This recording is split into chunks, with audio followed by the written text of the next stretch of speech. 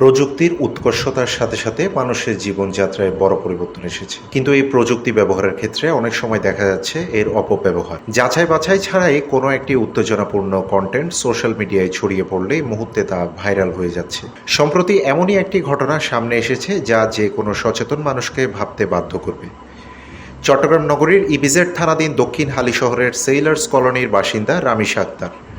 পারিবারিকভাবে এক পুলিশ সদস্য ফাহিদের সঙ্গে তার বাগদান সম্পন্ন হয়, কিন্তু বাগদানের কিছুদিন পর থেকেই অজ্ঞাত কারণে রামিশা আক্তারের বিরুদ্ধে অপপ্রচার শুরু হয় বলে অভিযোগ উঠেছে। ভুক্তভোগীর অভিযোগ অনুযায়ী তারই ভাইয়ের স্ত্রী শারমিন জাহান এবং ঘনিষ্ঠ বান্ধবী ফারিয়া তিশা সামাজিক যোগাযোগের মাধ্যমে তার বিরুদ্ধে নানা ধরনের কুরুচিপূর্ণ ও মানহানিকর মন্তব্য ছড়াতে শুরু করেন। গত ফেব্রুয়ারি মাসের শেষ দিকে ফেসবুকের একটি গ্রুপে শারমিন জাহান প্রথমে রামিশা আক্তারের নামে বিভিন্ন ধরনের কুৎসা রটাতে থাকেন বলে অভিযোগ করা হয়। পরে ধীরে ধীরে বিষয়টি আরও ছড়িয়ে পড়ে এবং তাদের ব্যক্তিগত আইডি থেকেও এইসব পোস্ট বিভিন্ন গ্রুপে ছড়িয়ে দেওয়া হয় বলে দাবি করেন রামিশা। এতে তার ব্যক্তিগত জীবন এবং সম্মান মারাত্মকভাবে ক্ষতিগ্রস্ত হয়। আমাদের খবর 24 ঘন্টার হাতে আসা কিছু অডিও রেকর্ডিংয়ে শোনা যায় শারমিন জাহান ও ফারিয়া তিশা নিজেদের মধ্যে কথোপকথনে এইসব বিষয়ে আরও বিভিন্ন সোশ্যাল মিডিয়া গ্রুপে ভাইরাল করার কথা বলছেন। এমনকি রামিশা আক্তারের বাগদত্তা ফাহিদকে বিভিন্ন উস্কানি দেওয়ার চেষ্টার কথাও একটা অডিওতে উঠে আসে। আশা করি ভালো আছেন। আপনি তো ফেসবুকে ভাইরাল হয়ে গেছেন আপনার বউয়ের বদৌলতে। তো কেমন লাগতেছে আপনার? 2 বছর আগে আমি যখন বলছিলাম, আপনি আমাকে চ্যালেঞ্জ করছিলেন না? আপনি আমাকে বলছিলেন না যে ভাবি আপনি প্রমাণ দেন, আমি ওকে জড়াই দিব। তো আপনি কি পদক্ষেপ নিলেন?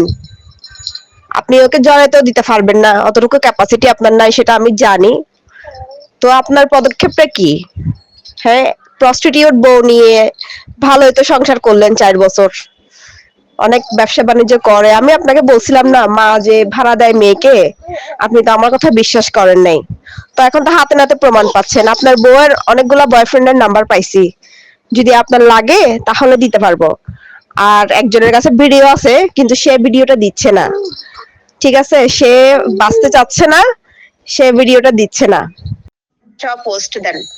আপনি যদি থেমে যান তাহলে মনে করবে তো ডরাইছে। থেমে গেলে হবে না। দক্ষিণ এশিয়ার গ্রুপটাতে বেশি করে দেন, ওখানে বেশি মানুষ চিনবে, তো ওটাতে দেন ভালো করে, আরো সুন্দর করে ডিটেলস সহ লিখে দেন। রুবেল অনেক রাগী, বুঝছেন? আপনি যদি রুবেলকে সহ নিয়ে পোস্ট দেন, ওই সব খেলা গরম করবে। ও প্রচুর উশৃঙ্খল, ও এগুলা সহ্য করতে পারে না, বুঝছেন? তো সেজন্য আপনাকে ওর বোন জামাই সহ দিতে বলছি। আগের পোস্ট ডিলিট করার দরকার নেই, আবার পোস্ট দেন। আগেরটাও থাকুক, এটাও থাকুক, ডিলিট করার কোনো দরকার নাই। আর আমি যাদেরকে যাদেরকে পাঠানোর, ওদের আত্মীয় স্বজন কলা কৌশলী সবাইকে পাঠাই দিছি আপনার পোস্টের স্ক্রিনশট। ঠিক আছে? মামলা করছে কি করে নাই সেটা সময় হলে দেখা যাবে। আর মামলা যদি আমাদের রিজিকে থাকে, অবশ্যই আমরা মামলা খাবো না। তো এত ভয় পেয়ে চলবে না। যা হয়ে গেছে, যা করে ফেলছি করছি।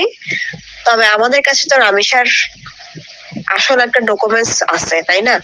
এতদিন আমরা ফাঁকাফাঁকি করছি, মেহেরাবকে ওরা ধরতে পারবে কিভাবে? ও তো ওর রিয়েল পরিচয় কাউকে দেয় নেই, তাই না? তো ওকে তো ধরা যাবে না। আর তোমার আমার তো পরিচয় আছে, তো আমাদেরকে ধরবে স্বাভাবিক। তো আমাদেরকে যদি কেউ ধরে, আমরা কি তাকে ছেড়ে দিব? আমরা ধরবো না? ভাই আমি যে টেনশন আছি বলার বাহিরে, আমি ঘুমাইতে পারতেছি না টেনশন। ওরা নাকি মামলা করছে, প্লাস আব্বু শুনছে, আমাকে বলছে ঘরে রাখবে না, ঘর থেকে বাইরে যাইতে না। এখন মানে আমাকে বলছে সকালে কাপড় চোপড় বাঁধি বাইরে যাবে, এই ঘরে তোর স্থান নেই, আমার মান সম্মান সব খাই ফেলছে, এগুলো আব্বু বলতেছে। এরপরে আপনি যে বলতেছেন টিপু চাচ্ছু গিয়া মেহেরাবকে ফুসলাইছে, আসলে না, আমি রামিসাদের বাসায় গেছি, মানে আমি মনে করছি টিপু চাচ্ছুর সাথে কথা বলে সমস্যার সমাধান হবে। এখন আমি যখন রামিসাদের বাসায় গেছি না, তখন টিপু চাচ্ছু শুয়েছিল। তারপর আমি তো বলছিলাম ও তোমাকে, তো টিপু চাচ্ছু শুয়েছিল, আমি টিপু চাচ্ছুকে সালাম দিয়েছি, উনি বলছে কেমন আছে, ভালো আছে। তো আমাকে দেখে উনি সাইডের রুমে তো চলে গেছে। আমি পরবর্তীতে আবার ওখানে গিয়ে মানে আমি বলছি চাচ্ছু রামিসার ব্যাপারে কিছু কথা বলবো। তো চাচ্ছু বলতেছে এগুলো তোমাদের ব্যাপার, তোমরা জানো, এইসব ব্যাপারে আমাকে ফাঁসাইও না। এক পর্যায়ে রামিশা আক্তারের নামে কুরুচিপূর্ণ ছবি ও ভিডিও চড়ানো শুরু হলে পরিস্থিতি আরও জটিল হয়ে ওঠে। এতে মানসিকভাবে ভেঙে পড়লেও শেষ পর্যন্ত আইনের আশ্রয় নেন তিনি। চলতি মার্চ মাসে রামিশা আক্তার তার ভাইয়ের স্ত্রী শারমিন জাহান এবং বান্ধবী ফারিয়া তিশার বিরুদ্ধে সাইবার ট্রাইব্যুনালে একটি ফৌজদারি অভিযোগ দায়ের করেন। সেখানে তিনি বিস্তারিত তথ্য উপাত্ত তুলে ধরেন।